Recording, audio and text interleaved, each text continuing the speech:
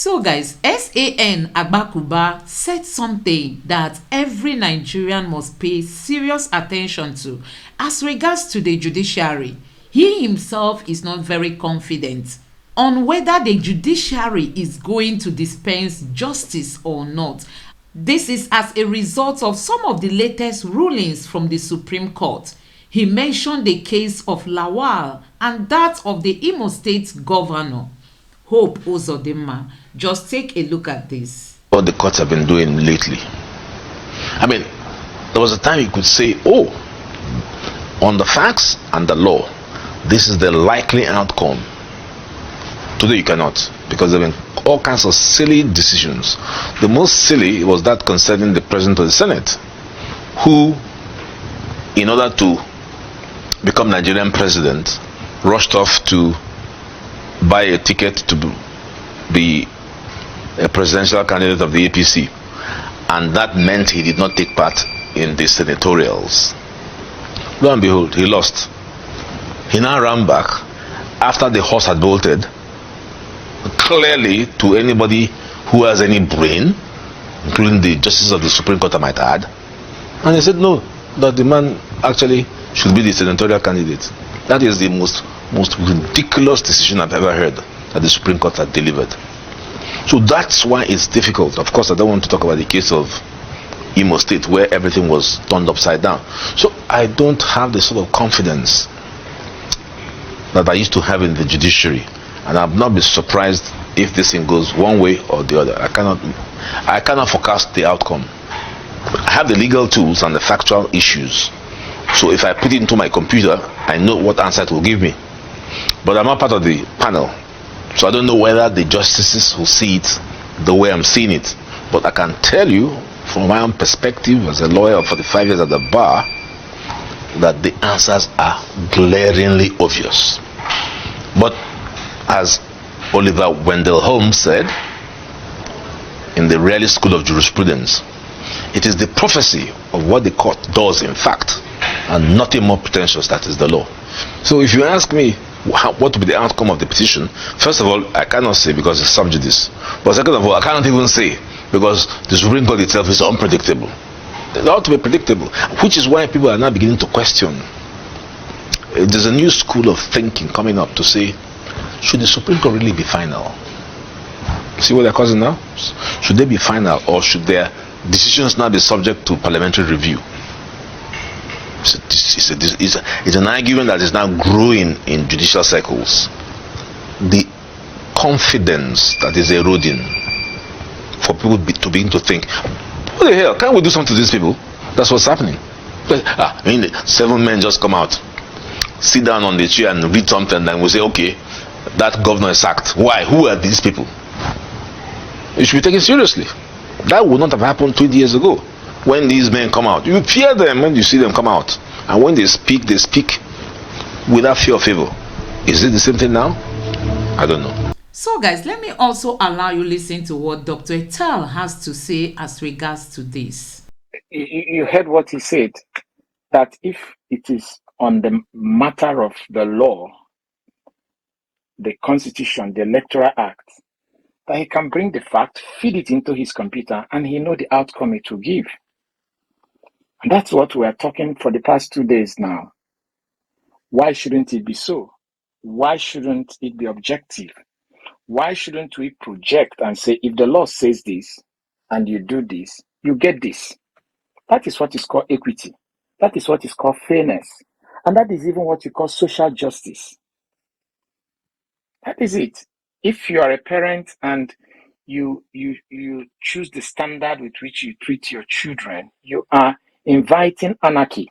There is supposed to be a level playing ground for everybody. But it's like APC came and hijacked Nigeria. It is either the law goes their way or nothing, especially at the federal level. Especially at the federal level.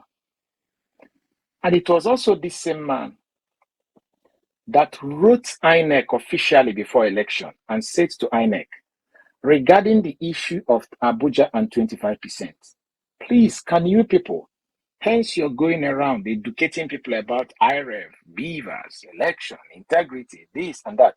Can you people explain what is the understanding of INEC regarding the FCT vote? Will a presidential candidate require 25% of Abuja or not? INEC refused to reply him. He came to this same station channels and raised the same issue to the hearing of INEC. INEC refused to do anything. Festus Okoye came to these same channels and they asked him the question that this man, Agbkoba SAN, asked. And Festus Okoye, who is a lawyer, said that is the responsibility of the INEC chairman. How is it the responsibility of the INEC chairman? Are you not the INEC commissioner in charge of voter education? One. And secondly, how could you not know the position of INEC? And then we all went into election. Now we are here asking whether and is conjunctive or disjunctive. It's become a very big issue. Is it conjunctive or disjunctive?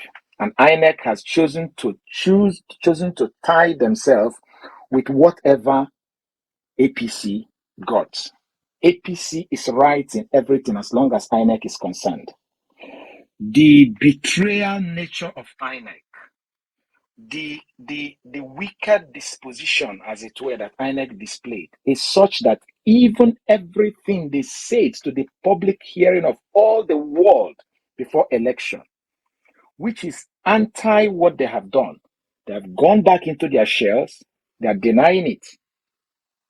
They are denying it. So what does that tell us? That INEC is strictly out asking Nigerians whatever you want to become, you can become. They don't care. They don't want to be anything. And whilst we are doing that, they themselves who have compensated themselves, who have bullied us and imposed themselves on us, they're enjoying life as politicians. They're repositioning their in-laws, their daughters-in-law, their sons-in-laws, their business associates, their children, their relatives, taking up plum positions. Nigerians can go ahead and roast. That is it. So it's really, really disappointing, to be honest. Is it not in Nigeria that our Senate, whilst Nigerians are losing their jobs because they can't transport to work, I am told that the Senate are appropriating holiday allowance to themselves. Holiday allowance. That is, you're going on a holiday and they're giving you allowance to make your life comfortable, to the detriment of all Nigerians. Have they asked them? Didn't I say it here? Was it on Sunday or Monday? I was talking to someone in Nigeria and he told me that I should please advise him on what to do. He knows someone who is trying to do what? Sell one of his organs in order to raise money to feed his family. In Nigeria today, people are shopping looking for human organs to buy, kidney to buy, and what have you. And people are now subjected to that extent. Whereas our senators are appropriating holiday allowance to themselves. It's a pity. It's a pity. Today I looked at the flight trader. I looked at the flight trader today to check what is happening. I'm subscribed to them. And I saw all the flights that should have come into Nigeria from Europe, from other parts of the country. They are normally supposed to fly through is it Algeria or Tunisia, as the case may be, and then no matter where they're coming from, they will pass through Niger.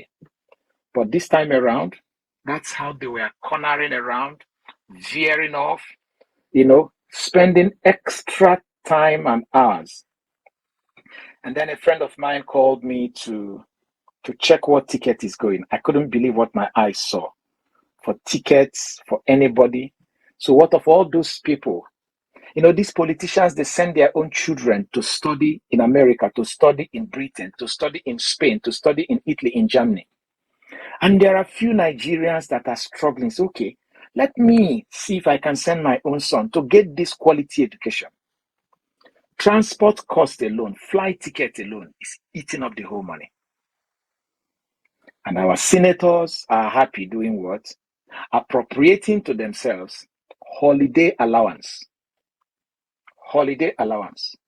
That holiday allowance this August, this summer, you're going to see them all over Europe, spending money in Harrods, spending money in big shops, living in a suite in Dubai, flying business class and first class, when Nigerians cannot even afford to pay school fees.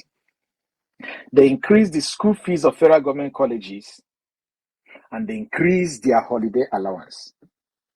So they milk from Nigeria, the blood and the sweat of Nigerians. They use it to feed fat for themselves. That is heartlessness. That is wickedness. And that is something I don't even know the kind of conscience that these people have. I mean, there was a time you could say, oh, on the facts and the law, this is the likely outcome. Today you cannot, because there have been all kinds of silly decisions. The most silly was that concerning the president of the Senate, who, in order to become Nigerian president, rushed off to buy a ticket to be a presidential candidate of the APC. And that meant he did not take part in the senatorials. He lost. He now ran back. After the horse had bolted, clearly to anybody who has any brain, including the justices of the Supreme Court I might add, and they said no, that the man actually should be the senatorial candidate. That is the most ridiculous decision I've ever heard that the Supreme Court had delivered. So that's why it's difficult. Of course, I don't want to talk about the case of Imo State where everything was turned upside down. So I don't have the sort of confidence that I used to have in the judiciary. And I've not been surprised if this thing goes one way or the other. I cannot forecast the outcome. I have the legal tools and the factual issues. So if I put it into my computer, I know what answer it will give me. But I'm not part of the panel. So I don't know whether the justices will see it the way I'm seeing it. But I can tell you, from my own perspective as a lawyer of 45 years at the bar, that the answers are glaringly obvious. But as Oliver Wendell Holmes said in the Raleigh School of Jurisprudence, it is the prophecy of what the court does in fact, and nothing more pretentious, that is the law. So if you ask me what will be the outcome of the petition, first of all, I cannot say because it's sub judice. But second of all, I cannot even say because the Supreme Court itself is unpredictable. It ought to be predictable, which is why people are... He said the Supreme Court is unpredictable. He was trying to say that that's why people are now beginning to, not believing them. The confidence is eroding. He used that language, that the confidence that people used to have in our judiciary is no longer there. That before, when a judge speaks, you see people respect them, respect any comments that they make. But today, that respect, that honor is no longer there because of some of the funny rulings that are coming from the Supreme Court. So, Doctor, just give us your closing thought with this video. I think we're able to get one or two things this time. I think I closed yesterday when I said that our problem our problem is not APC. Our democratic challenge is not the politicians or the APC or what have you, but the judiciary. Because when they rob us and ask us to go to court, and they have the confidence that when they get to the court will validate them, they'll ask us to keep going there. So if the judiciary is going to pull the big stick this time around and chase them back, our democracy will just wake up from the slumber and be what it is supposed to be. So the root cause of our problem in our democratic process can be found in the chambers of our judges. They wake up and start cleaning up the system by delivering, assuming that the person who was challenging the former president did not even pay his judges and his lawyers and came and stand before the Supreme Court and say, I participated. This person did not participate. And the Electoral Act said you cannot. The judges should look at the mischief rule that the previous Electoral Act had, which this current Electoral Act want to correct, and based on that, deliver judgment, not banking on technicalities. Now, when the appeal court judges had worked painstakingly well to deliver judgment, the Supreme Court set it aside. What do you expect? Then tomorrow, if you offer money to an appeal court judge and say, give my kind of judgment and you'll be promoted to the Supreme Court, they will take it because, after all, when they labor, the Supreme Court will trash it.